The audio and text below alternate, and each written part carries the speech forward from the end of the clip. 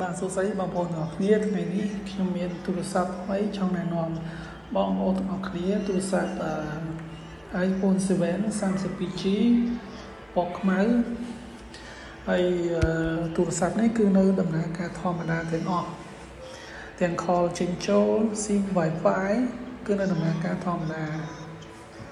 ចឹងដូចក្នុងរូបភាពដែលបងប្អូនបានមើលហ្នឹងថ្មវានៅសល់70%ហ្នឹងចឹងគ្រប់កម្មវិធីទាំងអស់គឺនៅដំណើរការscan ម្រាមដៃក៏នៅដំណើរការដែរបាទហើយចំណុចដែលរៀងខ្វះខាតនោះគឺការ call ចេញចូលវាសំឡេងវារៀងខ្សោយបន្តិចពេលដែលយើង call ទូរស័ព្ទណាប៉ុន្តែការផ្ញើសារជាសំឡេង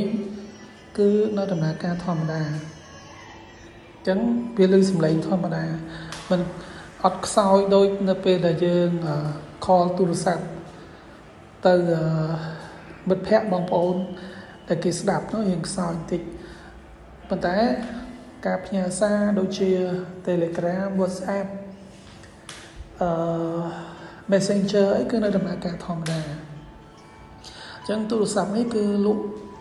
តម្លៃធូរទេតែ45,000ទេចឹង45,000ហ្នឹងបងប្អូនអាចទិញបានដោយសារតែទូរស័ព្ទហ្នឹងគឺវានៅដំណើរការទាំងអស់វាគ្រាន់តែខ្សោយការ call ចេញចូលបន្តិចបន្តួចប៉ុណ្្នឹងទេតែចំពោះការផ្ញើសារជាសំឡេងគឺនៅដំណើរការធម្មតានៅលើធម្មតាអត់មានរំខានអត់មានរអាក់រអួលនិយាយទៅអត់សូវលឺឬក៏រៀងស្ទើរទេគឺនៅដំណើរការធម្មតា